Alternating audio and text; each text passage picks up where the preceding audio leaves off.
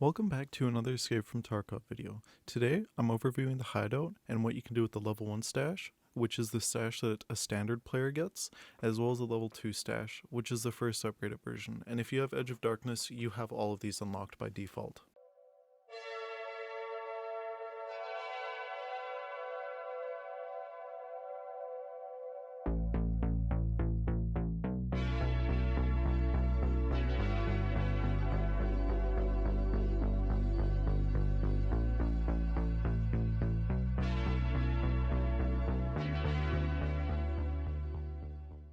To start off, we're going to discuss the standard stash hideout. Many of the further improved versions of the hideout modules require you to upgrade other modules, but the stash is by far the most expensive, which is why I'm covering the hideout in this kind of way where I format it with the first basic version and then a second portion of the video, which is the level 2 stash configuration. For a level 1 stash, you have access to the generator all the way up to level 3, security up to level 3, heating to level 2, illumination to level 3, the workbench to level 2, the shooting range, and the vents to level 3, the rest space to level 3, the air filtering unit, water collector level 3, the nutrition unit to level 2, the lavatory to level 3, intelligence center to level 1, and the med station level 3.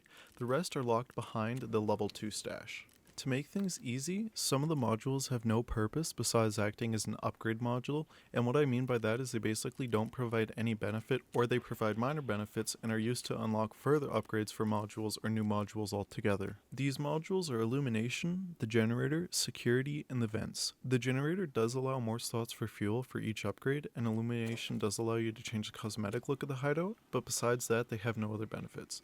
The shooting range should also be mentioned here as well, as its only purpose is to let you practice and shoot your weapons in the hideout. The next modules I'm going to cover are crafting modules, and with these ones you can craft items over a period of time using other items. These modules are the workbench, lavatory, med station, nutrition unit, intelligence center, and water collector. With the workbench you can create some technical items as well as firearms and ammunition. With the lavatory, it has cases and a few other misc items, such as shampoo and other barter items like that. The med station is used for medical loot. The nutrition unit crafts some food and food barter items. The water collector can create purified water at level 3.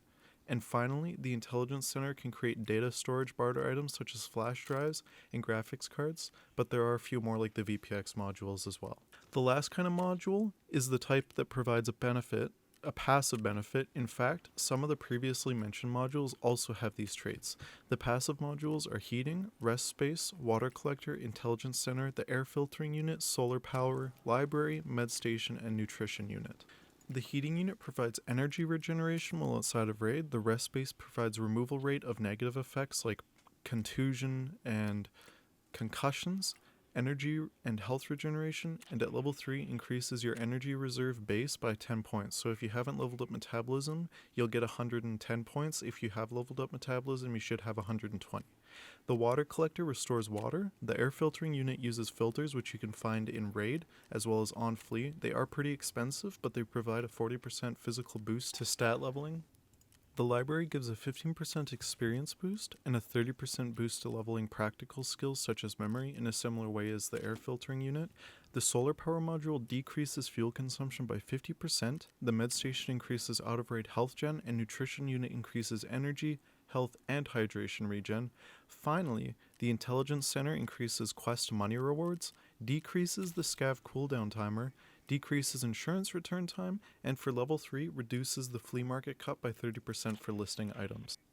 And as one final note, many of the modules are very expensive to acquire, such as solar power and the air filtering unit, but are definitely rewarding and worth unlocking. For example, the Bitcoin farm requires constant power, so having a 50% reduction of fuel means you spend half as much on it to farm Bitcoins. Alright, so we're into the next half of the video. It's not actually that long, but after upgrading your stash to level 2 with 3.5 million rubles and a few barter items, or buying a higher tier edition of the game such as Edge of Darkness, you can unlock the rest of the modules and their higher level versions, which just furthers what you can craft, gives additional passive boosts, and there are a couple modules that weren't mentioned before as well. Firstly, now you'll be able to create a Bitcoin farm that can eventually hold 50 graphics cards and will produce Bitcoins over time. I think with 50, you get a Bitcoin every 3 hours. You can also now use the scav case, which is essentially a gambling machine. You give it money or an item, and after a few hours or even days for some of them, you'll have a loot box with a few items waiting for you. In general, it's profitable from every tier. Finally, you also get the boost generator that allows you to craft moonshine, which can be used at the scav case and for select barters. And just to give an example of what you can get from the scav case, you can find things like LEDXs, VPXs, weapons, armor, and a bunch of other really expensive items.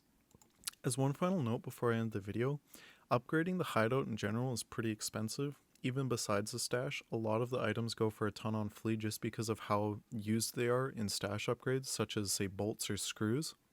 So if you guys would like me to do an in-depth analysis on how much it's going to cost to upgrade even to the second tier of your stash, so the level 2 stash, and then upgrading everything from there, let me know in the comments. I'll definitely be interested in making that video. I just wanted to do this video in kind of a quick overview format, so yeah, if you guys are interested, let me know and I'll get working on that video. So with that, I want to thank you guys for watching the video. If you enjoyed the video, please leave a like and subscribe, as it helps the channel tremendously.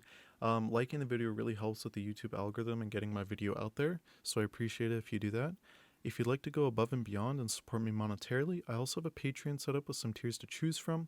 Aside from that, I stream Tuesdays and Sundays at 4 p.m. Pacific Standard Time, though I have been dialing back the streams a bit, and if you'd like to catch me outside of the stream, feel free to use the link below to join my Discord. Again, thanks for watching, and I'll see you guys next time.